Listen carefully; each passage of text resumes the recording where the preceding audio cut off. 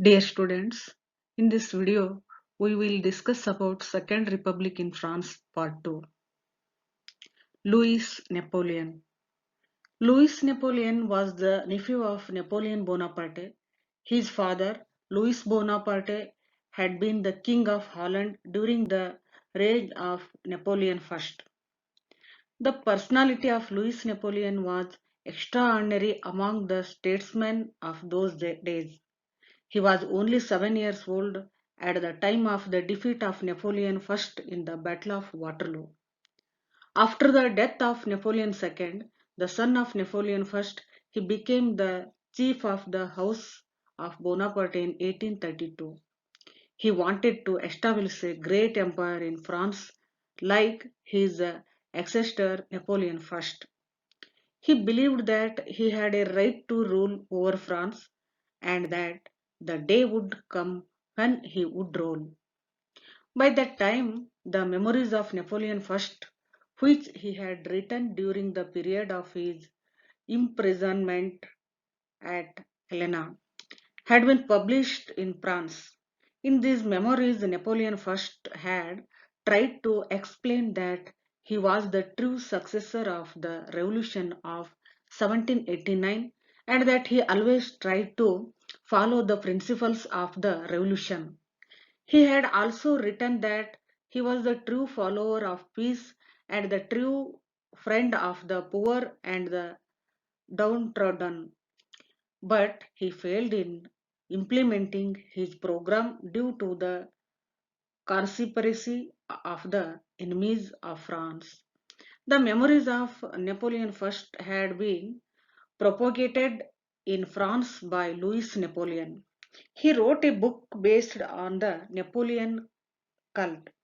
He assured the people of France that he was the true representative of his uncle and that he will try his best to complete the program of Napoleon I.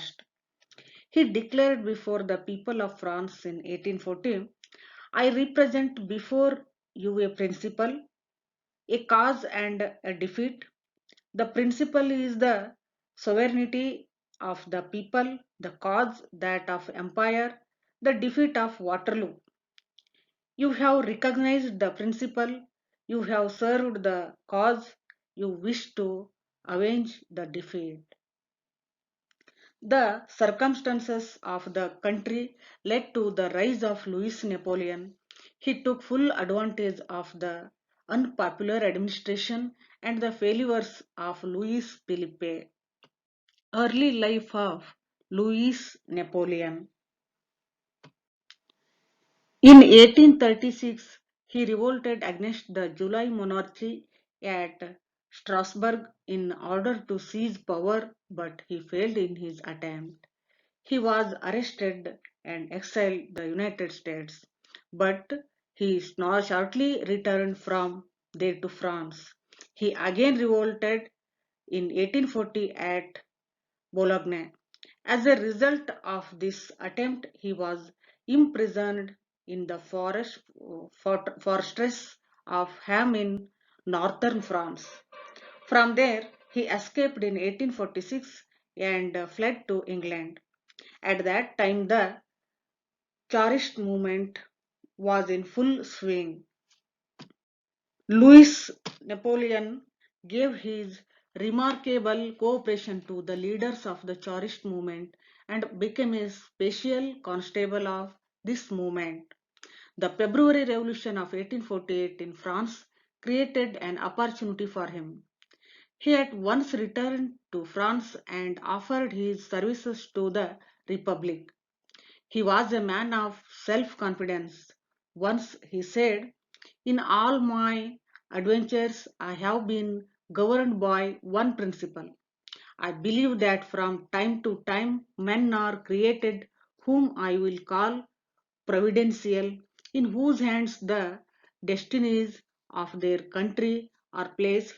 I believed myself to be one of these men. He was elected member of the National Constituent Assembly. The name of Napoleon Bonaparte was his only capital, but it was sufficient to him. He earned great popularity among the public. That is why he was overwhelmingly elected the president of the Second Republic of France.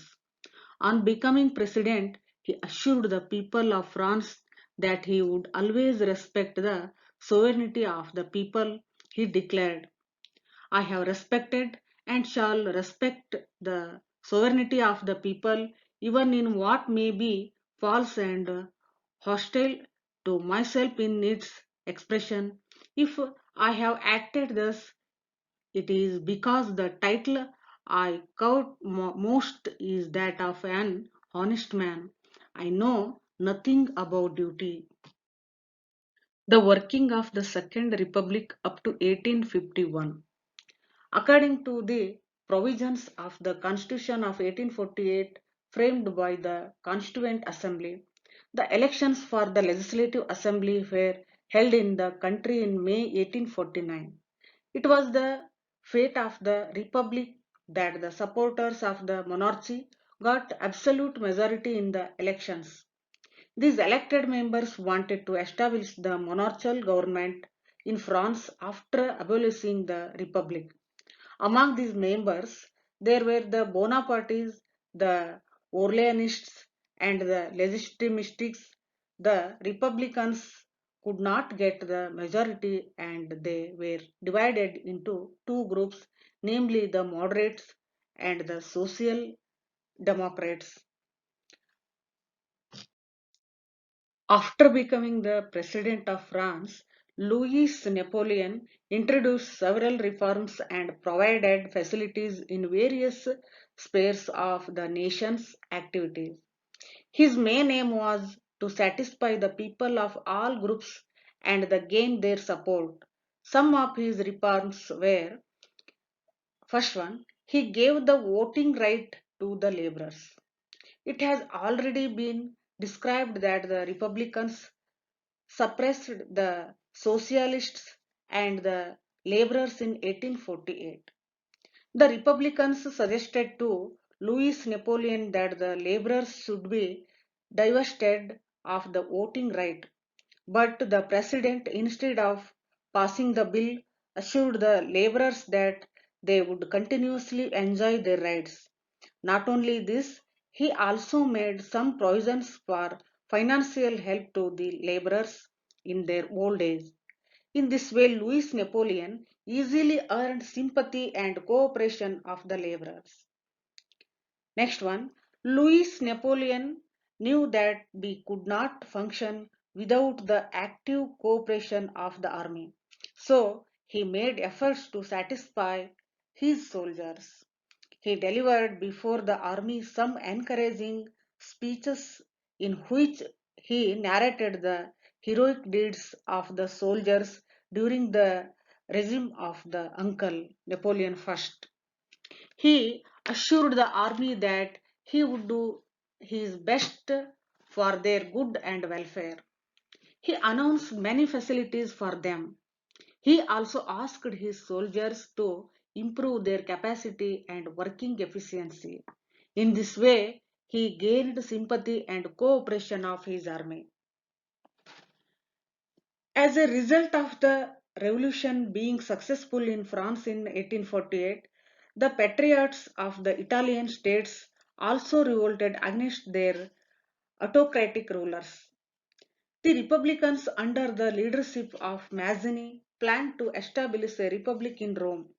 The Pope of Rome fled and Mazzini proclaimed the Republic. Louis Napoleon, the president of the Second Republic of France, saw a good chance to gain the sympathy and cooperation of the Roman Catholics of France. He at once sent his army to Rome in order to suppress the revolutionaries.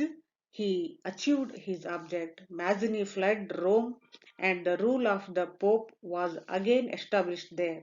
In this way, Louis Napoleon tried his best to gain the sympathy and cooperation of the people of all groups. The laborers and the common people, the army and the Roman Catholics began to favor him blindly. Dissolution of the assembly.